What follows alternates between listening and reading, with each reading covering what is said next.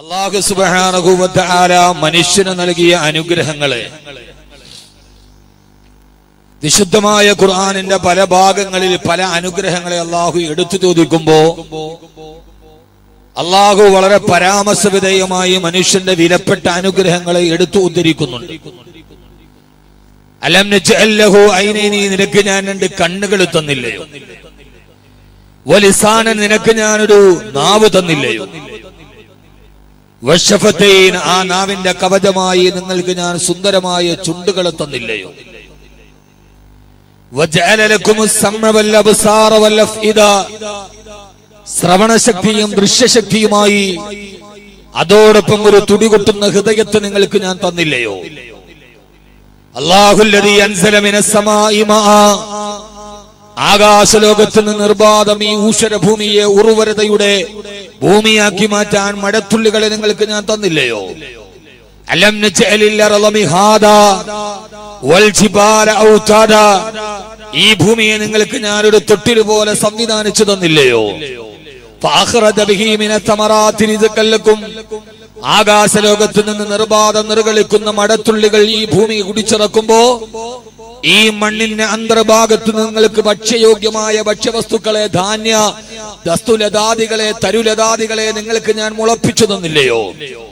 ആ മുളപ്പിച്ചു തന്ന തരുലതാദികളിൽ ഫീഹാ ഫാക്കിഹത്തും വനഖ്ലും വറുമ്മാൻ, ഫീഹാ ഫാക്കിഹത്തും വനഖ്ലു ദാത്തുൽ അക്മാം, മുളപൊട്ടുന്ന ധാന്യങ്ങളും റുമ്മാൻ പഴങ്ങളും മുന്തിരിത്തോട്ടങ്ങളും ഈത്തപ്പഴത്തോട്ടങ്ങളുമായി നിങ്ങളുടെ ഈ ഭൂമിയിലെ ജീവിതത്തിന് ആവശ്യമായ എത്രയോ അനുഗ്രഹങ്ങൾ കാരുണ്യവാനായ തമ്പുരാൻ നിങ്ങൾക്ക് ചെയ്തു തന്നിട്ടുണ്ടോ എന്ന് അല്ലാഹു സുബ്ഹാനഹു വ തആല നമ്മോട് ചോദിക്കുമ്പോ, അല്ലാഹു നമുക്ക് നൽകിയ ധാരാളം അനുഗ്രഹങ്ങളെ, കണ്ണിനെ കുറിച്ച് അല്ലാഹു നമ്മളോട് ചോദിക്കുമ്പോ, കാലുകളെ കുറിച്ച് ചോദിക്കുമ്പോ, വിശുദ്ധമായ ഖുർആനിൽ പടച്ചതമ്പുരാൻ എടുത്തു ചോദിക്കുന്ന അനുഗ്രഹങ്ങളിൽ അല്ലാഹു നമ്മളോട് വളരെ എടുത്തു ചോദിക്കുന്ന ഒരു വളരെ പ്രധാനപ്പെട്ട ഒരു മനുഷ്യന്റെ ജീവിതത്തിന്റെ ഏറ്റവും പ്രധാനപ്പെട്ട അടിസ്ഥാന അനുഗ്രഹമായ അവന്റെ ജീവിതത്തെ കരുപിടിപ്പിക്കുവാനും അവന്റെ മക്കളെയും അവന്റെ ഭാര്യയെയും അവനെ വളർത്തുവാനും സ്വതസിദ്ധമായ ശൈലിയിൽ അവൻ ആഗ്രഹിക്കുന്നത് പോലെ സമാധാനത്തോടെ അന്തിയുറങ്ങാൻ കഴിയുന്ന അവന്റെ പാർപ്പിടത്തെ അല്ലാഹു അനുഗ്രഹമായിട്ട് എടുത്തു ചോദിക്കുന്നുണ്ട്.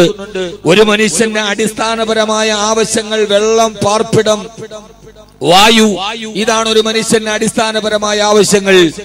ആ അടിസ്ഥാനപരമായ ആവശ്യങ്ങൾ നിന്നുകൊണ്ടാണ് വെള്ളമില്ലാതെ ജീവിതം സാധ്യമല്ല. ഇന്ന് കേരളം വരൾച്ചയിലോട്ട് പോകുമ്പോൾ ജലത്തിന്റെ ദൗർലഭ്യത്തിന്റെ കെടുതികൾ നാം അനുഭവിക്കുകയാണ്. അതോടൊപ്പം തന്നെ വായുവില്ലാതെ മനുഷ്യന് ജീവിക്കാൻ സാധ്യമല്ല. ഒരു മനുഷ്യന്റെ ജീവിതത്തിലെ അടിസ്ഥാനപരമായ അനുഗ്രഹം അതൊരു മുന്തിരിത്തോട്ടങ്ങളോ റുമ്മാൻ പഴങ്ങളോ അല്ലെങ്കിൽ ഈ സുന്ദരമായ തരുലതാദികളോ പറവകളോ ഈ കാണുന്ന ഇരിശൃംഗങ്ങളോ മന്ദമാരുതനോ ഒന്നുമല്ല. അല്ലാഹു പറയുന്ന അടിസ്ഥാനപരമായി പടച്ചറപ്പ് നിനക്ക് നൽകിയ അനുഗ്രഹത്തിൽ ഏറ്റവും പ്രധാനപ്പെട്ടത് ഒന്ന് വെള്ളവും വായുവും, മറ്റൊന്ന് പാർപ്പിടമാണ് അവന്റെ വീട്. അതുകൊണ്ടാണ് അല്ലാഹു സുബ്ഹാനഹു വ തആല അവനൊരു മനുഷ്യന് കൊടുത്ത കോടാനുകോടി അനുഗ്രഹത്തെ കുറിച്ച് എടുത്തു ചോദിച്ചപ്പോ അല്ലാഹു സുബ്ഹാനഹു വ തആല നമ്മളോടൊക്കെ എടുത്തു ചോദിച്ചൊരു അനുഗ്രഹമാണ് വല്ലാഹു ജഅല ലക്കും മിൻ ബുയൂതികും സകനാ വജഅല ലക്കും മിൻ ജുലൂദിൽ അൻആമി ബുയൂതാ تستخفونها يوم ظعنكم ويوم إقامتكم ومن أصوافها وأوبارها وأشعارها أثاثا ومتاعا إلى حين. വിശുദ്ധമായ ഖുർആനിലെ സൂറത്ത് നഹ്ലിൽ അല്ലാഹു സുബ്ഹാനഹു വ തആല അല്ലാഹു തേനീച്ചകളുടെ പാർപ്പിടങ്ങളെ കുറിച്ച് പരാമർശിക്കുമ്പോ വഔഹാ റബ്ബുക ഇലൻ നഖ്ലി അനിത്തഖദീ മിനൽ ജിബാലി ബുയൂതാ അനിത്തഖദീ മിനൽ ജിബാലി ബുയൂതൻ വമിനശ് ശജരി വമിമ്മാ യഅരിശൂൻ. ആകാശത്തിലുകൂടി മൂളിപ്പാട്ടും പാടിയിട്ട് പറന്നു പോകുന്ന 10,000 കിലോമീറ്ററുകള് മന്ദമാരുതന്റെ തലോടലേറ്റിട്ട് ഇളം തന്നലെ തത്തിക്കളിക്കുന്ന പൂങ്കാവനത്തിന്റെ മധ്യഭാഗത്ത് നിൽക്കുന്ന പുഷ്പ ഇതളുകളിൽ നുകർന്നു നിൽക്കുന്ന മധു കൊത്തിയെടുത്തു കൊണ്ടുവന്ന് വൃക്ഷച്ചിരപ്പുകളിലേക്ക് പാറിപ്പോകുന്ന തേനീത്ത എന്ന സൂക്ഷ്മമായ ഒരു ജീവിക്ക് പോലും ഞാനവർക്ക് വിശ്രമിക്കുവാൻ ഒരു വീടിനെ കൊടുത്തില്ലോ. അല്ലാഹു ചോദിക്കുകയാണ്, ആകാശത്തിലൂടെ വാനിലൂടെ മൂളിപ്പറക്കുന്ന നിസ്സാരമായ ഒരു തേനീച്ചക്ക് പോലും ഞാൻ ബോധനം നൽകൂ.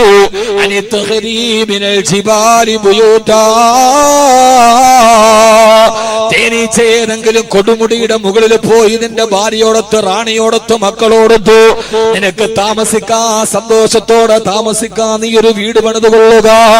സഹോദരങ്ങളെ, ജീവിതത്തിൽ നമുക്ക് വീടൊരു സ്വപ്ന പദ്ധതിയാകുമ്പോ തേനീച്ചയുടെ സുരക്ഷിതമായ വീടിനെ കുറിച്ച് പറഞ്ഞിട്ട് അല്ലാഹു ചോദിക്കുകയാണ്, മനുഷ്യ, ആ തേനീച്ചക്ക് മാത്രമല്ല, മരച്ചില്ലകളിലെ കാക്കയ്ക്ക് മാത്രം കൂടുണ്ടാക്കാനല്ല.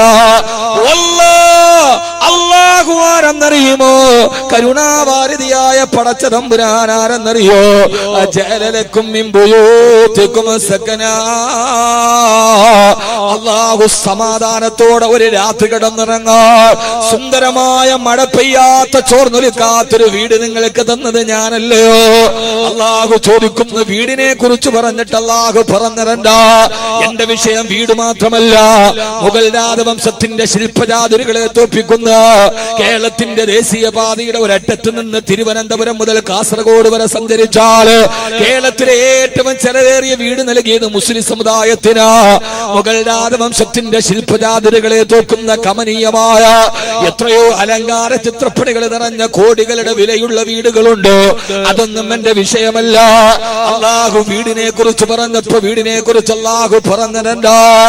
ആരാല് കണ്ടാലും നയനാനന്ദകരമായ വഴിയിലൂടെ നടന്നു പോകുന്നവനൊന്ന് കാണുമ്പോ എത്രയോ മനോഹരമാണെന്ന് അഭിപ്രായം പറയാനല്ല. അല്ലാഹു നിങ്ങൾക്ക് വീടിനെ തന്നത് മിമ്പുയോത്തിക്കും സക്കനാ. രാവിലെ മുതൽ വൈകുന്നേരം വരെ ജീവിതത്തിന്റെ രണ്ടറ്റം തമ്മിൽ കൂട്ടിമുട്ടിക്കാനുള്ള പെടാപ്പാടുപെട്ടു വിയർത്തൊലിച്ച ശരീരവുമായി അന്തിക്ക് നീ നിന്റെ വീട്ടിലേക്ക് വന്ന് വാതിൽ തുറക്കുമ്പോ ആ വീടിന്റെ കമാനം തുറക്കുന്നിട്ട് അകത്തേക്ക് കയറുമ്പോ നിന്റെ വീടിന്റെ ഉള്ളിൽ സക്കീന, നിനക്ക് സമാധാനം കിട്ടുന്നുവോ? ആ വീടിന്റെ ഉള്ളിൽ അല്ലാഹു നിനക്ക് സമാധാനം നൽകുന്നുവോ? സമാധാനമുള്ള വീടിനെ നിങ്ങൾക്ക് ഞാൻ തന്നില്ലയോ എന്ന് അല്ലാഹുവിന്റെ വിശുദ്ധ ഖുർആൻ. അതുകൊണ്ട് സഹോദരങ്ങളെ, വീട് കിട്ടിയാൽ മാത്രമല്ല, ആ വീട് കോടികളുടെ വിലയുള്ള വീടാവട്ടെ, അതല്ല റെയിൽവേ പുറമ്പോക്കിലും മഴയൊന്ന് തിമിർത്ത് പെയ്യുമ്പോ ഓലക്കാതുകളുടെ ഇടയിലൂടെ ചോന്നൊലിക്കുന്ന ഒരു പാവപ്പെട്ട കുടിലാകട്ടെ, ഏത് വീടാണെങ്കിലും അതിന്റെ ഉള്ളിലോട്ട് കയറി പോകുമ്പോ ആ വീട്ടുകാരന് മനസ്സമാധാനം നൽകുന്ന വീടാണ് അല്ലാഹു നിനക്ക് നൽകിയ അനുഗ്രഹമെന്ന് അല്ലാഹുവിന്റെ വിശുദ്ധ ഖുർആൻ. അല്ലാഹു നമ്മളെ അങ്ങനെ ആക്കി തരുമാറാകട്ടെ. അല്ലാഹുവിന്റെ ഖുർആൻ പറയാ, വീടുകൾ എനിക്കുണ്ട്, നിങ്ങൾക്കുണ്ട്. വീടില്ലാത്ത ആളുകൾ എത്രയോ തുച്ഛമാണ്. പക്ഷെ അല്ലാഹു വീടിനെ കുറിച്ച് ചർച്ച ചെയ്യുമ്പോ ആ വീട് മാത്രമല്ല, കോൺക്രീറ്റ് സൗധങ്ങളല്ല, കൊതുകിന് പോലും കടന്നു വരാത്ത ശീതീകരിച്ച സംവിധാനമല്ല, അതിന്റെ ഉള്ളിലേക്ക് നിനക്ക് ഹൃദയത്തിന് സമാധാനം കിട്ടുന്നുവോ? സന്തോഷം കിട്ടുന്നുവോ? അങ്ങനെയാണ് നിന്റെ വീടുകൾ ഉണ്ടാവേണ്ടതെന്ന് അല്ലാഹുവിന്റെ വിശുദ്ധ ഖുർആൻ. അല്ലാഹു നമ്മുടെ വീടുകളെ സമാധാനത്തിന്റെ ഭവനമാകട്ടെ. അല്ലാഹു നമ്മുടെ വീടുകള് അല്ലാഹു സമാധാനത്തിന്റെ ഭവനമാക്കി തരുമാറാകട്ടെ. അല്ലാഹു വീടിനെ കുറിച്ച് പറഞ്ഞപ്പോ അല്ലാഹു പറഞ്ഞ വീട് മാത്രമല്ല, മിമ്പുയൂത്തിക്കും സക്കന, സക്കീനത്തോടെ ജീവിക്കാൻ കഴിയുന്ന വീട്, അതാണ് അല്ലാഹുവിന്റെ അനുഗ്രഹം. വീട് എന്ന് പറയുന്നത് ഒരു മനുഷ്യന്റെ ജീവിതത്തിലെ ഏറ്റവും വലിയ സ്വപ്നമാണ്. അല്ലാഹു വീടില്ലാത്തവർക്ക് അല്ലാഹു വീട് കൊടുക്കട്ടെ. ആമീൻ പറ മനുഷ്യന്മാരെ. അല്ലാഹു തൗഫീക്ക് നൽകട്ടെ. നമുക്കിന്ന് വീട് എല്ലാവരും വെക്കുമ്പോൾ ഒരു പ്ലാൻ എടുക്കും, എഞ്ചിനീയറെ കാണും, ആർക്കിടെക്റ്റിനെ കാണും. നമുക്ക് വളരെ മനോഹരമായ കമനാലങ്കൃതമായ വീടുകൾ നമുക്കുണ്ട്. പക്ഷെ ആ വീടുകൾ നമുക്ക് സമാധാനം നൽകുന്നുവോ എന്നതാണ് വിഷയം. വേറൊരു വിഷയം, ഞാൻ ഒരു അന്താരാഷ്ട്ര ആസ്ട്രോണമിയോ ജോഗ്രഫിയോ ഒന്നും പറയണില്ല. ഈ വീടുകൾ നമുക്ക് സമാധാനം നൽകുന്നു. ഇന്ന് നമ്മുടെ വീട്ടിൽ നമ്മൾ ഏറ്റവും കൂടുതൽ ശ്രദ്ധിക്കേണ്ടത് എന്താ? ഞാനൊരു ആയത്തോതുകയാണ്, നിങ്ങൾക്കൊന്നും തോന്നരുത്. ഞാനൊരു പരമസത്യം പറഞ്ഞു തരട്ടെ. നമ്മുടെ വീട് നിർമ്മാണമായിട്ട് ബന്ധപ്പെട്ട് പറയട്ടെ, പ്രത്യേകിച്ച് കാസർഗോഡ് ആർക്കും ഒന്നും തോന്നരുതില്ല. എഴുതി കാണിക്കണ പോലെ ഈ പറയണത് ആരെ ഓർത്തിട്ടൊന്നുമല്ല. ആർക്കെങ്കിലും തെറ്റു പറ്റിയാൽ ഇനി അത് തിരുത്തണം. അല്ലാതെ വന്നു വാത് പറഞ്ഞു പഴയ കഥ മാത്രമല്ല, ആ കഥകൾക്ക് ഇന്നുമായി ബന്ധമുണ്ടെങ്കിൽ ആ ഇന്നലകളുടെ ചരിത്രങ്ങളെ ഇന്നുമായി ബന്ധിപ്പിച്ച് നാളുകളിൽ സൂക്ഷിക്കണമെന്ന് പറയലാണ് ഒരു പ്രബോധകന്റെ കടമ. അങ്ങനെയല്ലേ? പഴയ ഒരു ചരിത്രം പറഞ്ഞിട്ട് അതൊക്കെ നമ്മുടെ മനസ്സിൽ ഈമാൻ ഉണ്ടാക്കാൻ കരയിപ്പിച്ചു പോയി. പക്ഷേ ഒരു പ്രബോധകനെ സംബന്ധിച്ചിടത്തോളം ഇന്നലകളുടെ ചരിത്രങ്ങൾ ഇന്നുമായി സാദൃശ്യമുണ്ടെങ്കിൽ ആ സാദൃശ്യത പറഞ്ഞിട്ട് നാളുകളിൽ ഒരു ദുരന്തം വരാനുണ്ട്, നിങ്ങൾ സൂക്ഷിക്കണേ എന്ന് പറയലാണ് ഒരു പ്രബോധകന്റെ കടമ. ആ കടമ ഞാൻ നിർവഹിക്കുകയാണ്. അതുകൊണ്ട് നിങ്ങൾക്ക് ആർക്കും ഒന്നും തോന്നാൻ പാടില്ല. തോന്നുവോ? നിങ്ങൾക്ക് ആർക്കെങ്കിലും അത് പറയാനുണ്ട് എന്തെങ്കിലും തോന്നിയ എനിക്കൊരു ചുക്കുമില്ല. കാരണം അള്ളാഹുടെ ഖുർആൻ പറയാനുള്ളതാണ്, അല്ലാതെ മൂടി വെക്കാനുള്ളതല്ല. അള്ളാഹു നമ്മളെ കാത്തുരക്ഷിക്കട്ടെ. ഇനി ആർക്കെങ്കിലും ആ തെറ്റ് സംഭവിച്ചിട്ടുണ്ടെങ്കിൽ അതിന് പ്രായശ്ചിത്തം ചെയ്താൽ മതി. അപ്പൊ എന്റെ അങ്ങനെ ആയിപ്പോയല്ലോ എന്ന് കരുതണ്ട. ഷാഫി വാക്യം എന്നെ തുറച്ചു നോക്കണ്ടേ, മനുഷ്യ എന്ത് പറയാനായി പോണം? ഒന്നുമില്ല. നമ്മൾ ശ്രദ്ധിക്കാതെ പോയ ഒരു നിസ്സാര കാര്യം ഖുർആൻ വളരെ ഗൗരവത്തിലാണ്. നമ്മൾ നശിക്കും. ഖുർആൻ വളരെ ഗൗരവത്തോടെയാണ് പറയുന്നത്.